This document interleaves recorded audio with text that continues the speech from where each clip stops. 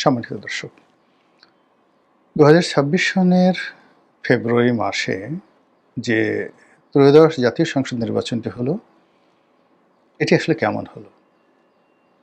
Doctor Mohammad Yunus যেভাবে বলেছিলেন, ওভাবে কি এটা সারা দুনিয়ার সেরা? মানে অতীতে কখনো এরকম নির্বাচন হয়নি, আর আগামী দিনও হবে না। এরকম কি যুগান্তকারী একটি নির্বাচন হয়ে গেল? নাকি গতানুগতিক একটি নির্বাচন হলো? অথবা ২০১৪, ১৮, ২৪ এখানে যে ইলেকশন ইঞ্জিনিয়ারিং হয়েছে, তো সেই ইলেকশন ইঞ্জিনিয়ারিংয়ে যদি আপনি ২০১৩ সনের বা ১৪ সনের নির্বাচন ধরেন, প্রথম জেনারেশন নির্বাচন, প্রথম জেনারেশনের ইঞ্জিনিয়ারিং, ১৮তে দ্বিতীয় জেনারেশনের ইঞ্জিনিয়ারিং, আর ২৪ হলো তৃতীয় জেনারেশনের ইঞ্জিনিয়ারিং, থার্ড জেনারেশন। তাহলে কি ২০২৬-এ কী হলো? মানে সেই চতুর্থ জেনারেশন, ফোর্থ জেনারেশনের ইঞ্জিনিয়ারিং, এরকম কিছু হলো?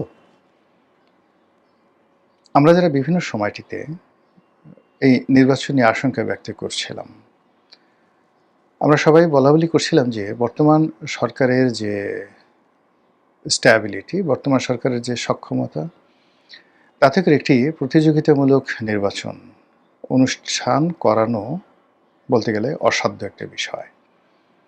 তো সেই দিক থেকে আমাদের যে প্রেডিকশন, সেই প্রেডিকশনটা মিথ্যা প্রমাণিত হয়েছে।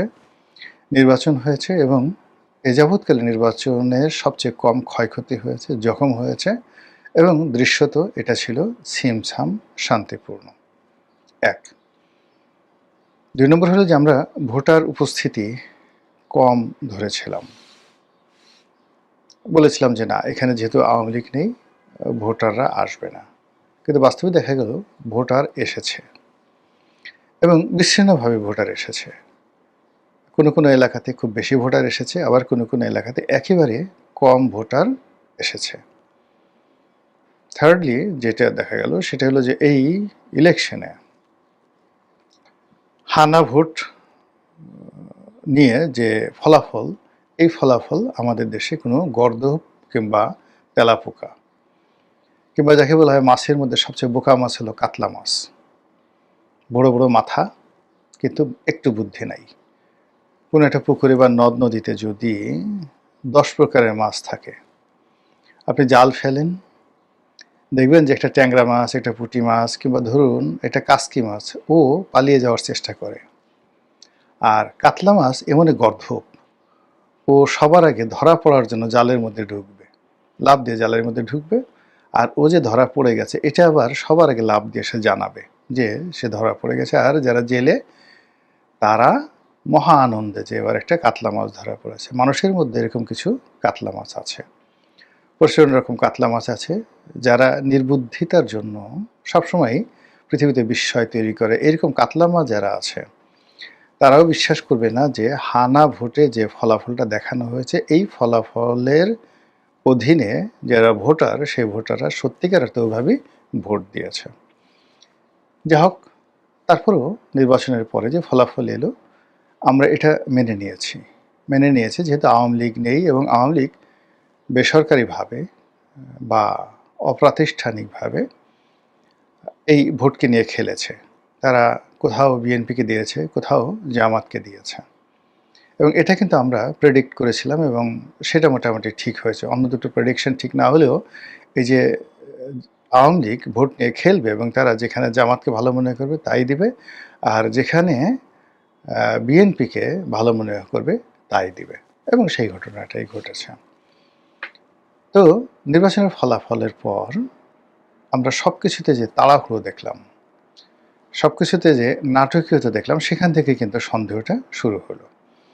জনাব তারেক রহমান সাহেব দেশের বাইরে থেকে এলেন, তারপর একেবারে সব কিছু, মানে উনি এলেন, আসার পরে ওনার আম্মা ইন্তেকাল করলেন, তারপর এটা ওনার আগমন উপলক্ষে বিশাল একটা জনসমাবেশ হলো, আর তার আম্মার মৃত্যু উপলক্ষে বিশাল একটি যাকে বলা হয় জানাজা হলো, এবং সেই জানাজা শহীদ প্রেসিডেন্ট জিয়াউর রহমান কিংবা শহীদ হাদি, ওসমান হাদির যে জানাজা, সেই জানাজার চেয়ে যে বড় হয়েছে এটা প্রচারের একটা যাকে বলা হয় আমরা সর্বত চেষ্টা দেখলাম। এরপর নির্বাচনের মাঠে জনাব তারেক রহমান সাহেব ছুটলেন এবং তিনি যে ১৭ বছর দেশের বাইরে ছিলেন, তারপর তার শরীর যে অসুস্থ, তার মেরুদণ্ড ভাঙ্গা, কিংবা তিনি মা হারিয়েছেন সাম্প্রতিক সময়, এটা ভুলে গিয়ে তিনি দেশের প্রেমে, দেশের জনগণের প্রেমে এবং দেশ রক্ষার কাজে মাতৃভূমির প্রয়োজনে এতটা দৃঢ় হলেন এবং এতটা শক্তিশালী হয়ে পড়লেন যে সকাল সন্ধ্যা দিন রাত তিনি সারা বাংলাদেশ তোলপাড় করে একের পর এক রাজনৈতিক সমাবেশ তিনি শুরু করলেন আর কি।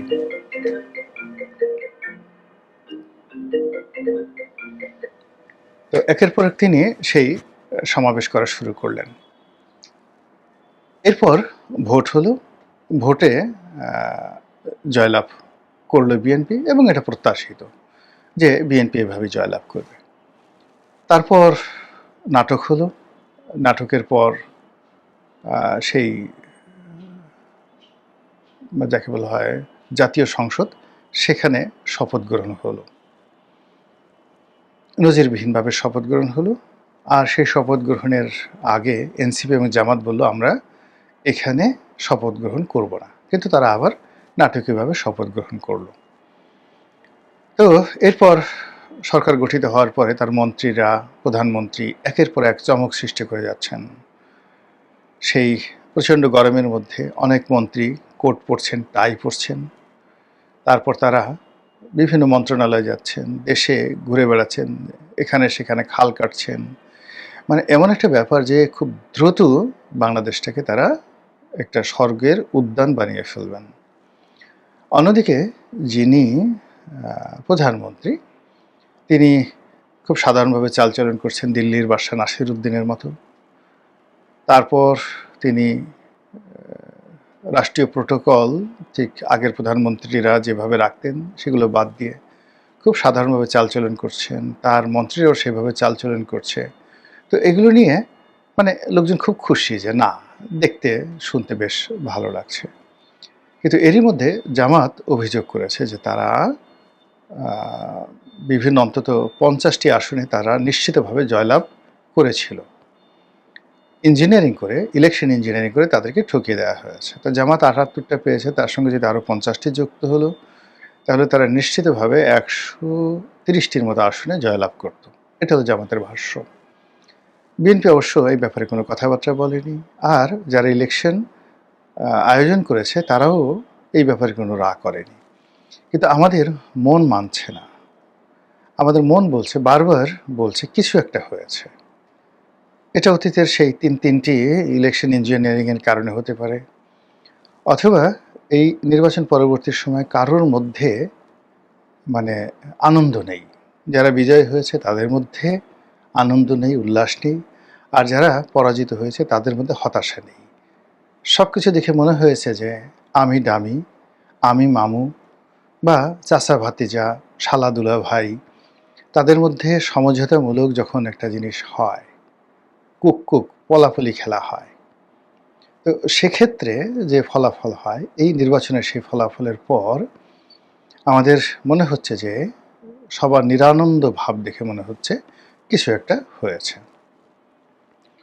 তো আমরা যারা নাদান বান্দা, নাখান্দা বান্দা, আমরা হয়তো অনেক কিছু জানি না, অনেক কিছু বুঝি না, কিন্তু আমাদের দেশে যারা মিলিটারি এক্সপার্ট রয়েছেন, বিভিন্ন সময়ে সাহস দেখিয়েছেন, নানা রকম কথাবার্তা তথ্য বলার চেষ্টা করেছেন, তাদের মধ্যে কেউ বিশেষ করে কর্নেল হাসিন, যিনি আয়নাঘরে গুম হয়েছিলেন, তো তিনি একটি বক্তব্য দিলেন যে দিল্লিতে সাবেক রেজিমের যে সকল ইলেকশন ইঞ্জিনিয়ার রয়েছেন, যারা সেই আমিরামি নির্বাচন, রাতের নির্বাচন অত্যন্ত সফলভাবে করেছিলেন, এ সকল দাগি আসামি তারা দিল্লিতে পালিয়ে গিয়েছিলেন।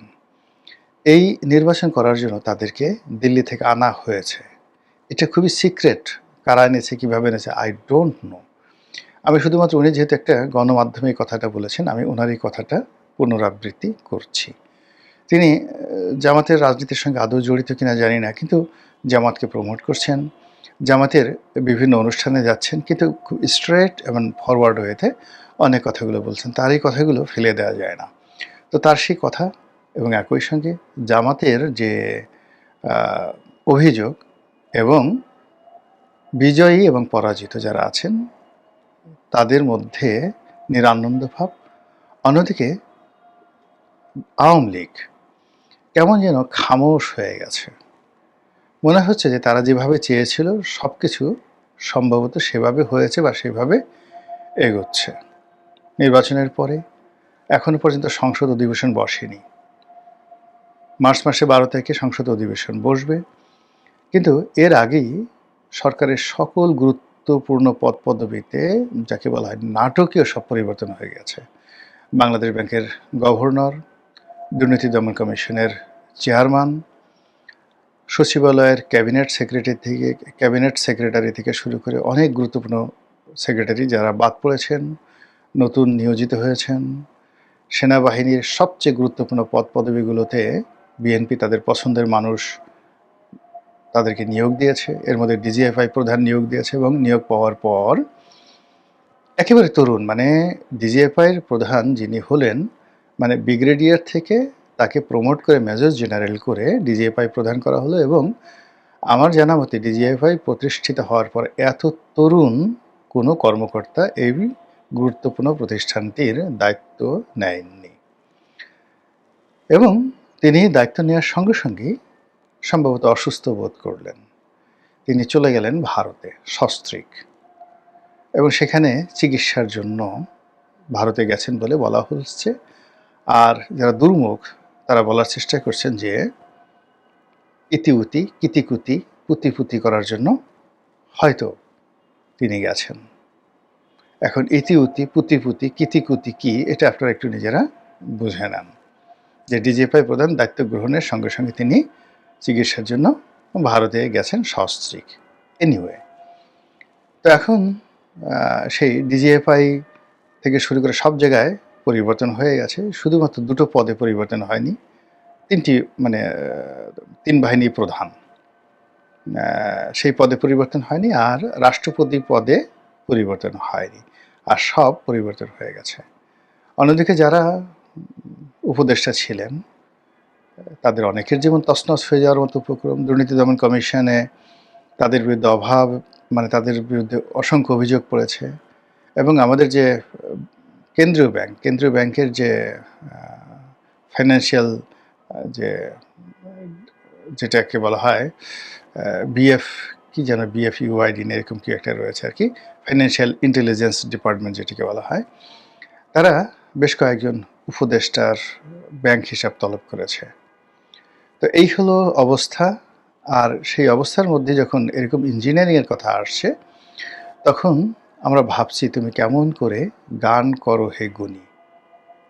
মানে এবারের ইঞ্জিনিয়ারিং যদি হয়ে থাকে তাহলে এটা এত সূক্ষ্ম, এত বৈজ্ঞানিক, এত আলট্রা লেভেলে এই ইঞ্জিনিয়ারিংটা হয়েছে, এটি একমাত্র আল্লাহ রাব্বুল আলামিন ছাড়া। সে যদি দয়া করে আমাদের কাছে এটি উন্মুক্ত করে না দেন, মানে আগামীতে এই যারা এই সমস্ত ইঞ্জিনিয়ারিং করেছেন তাদের কারো হয়তো কুড়োকুষ্টি হবে, কারো হয়তো প্লেগ হবে, তারপরে কারো হয়তো কলেরা হবে, গুটি বসন্ত হবে, অনেকে স্বপ্ন দেখবে, অনেকে জিন ভূতের কবলে পড়বে। তখন তারা ভয়ে বলে দেবে যে আমরা এই কাজগুলো করেছি, এই কাজগুলো আমরা করেছি।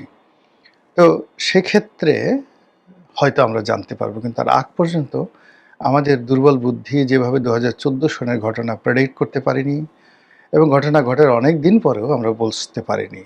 আবার 2018, 2024 মানে সনের যে নির্বাচন, সেই নির্বাচনের যে কারসাজি, সেটা এখনো পর্যন্ত আমাদের মাথায় যেহেতু এখনও ঢুকেনি, পরিপূর্ণভাবে ঢুকেনি, আমরা আন্দাজ করছি। কাজেই 2026 সনে কী ঘটেছে এটা কি বলেন আমাদের মতো গর্ধ প্রকৃতির লোক এটা প্রেডিক্ট করা সম্ভব?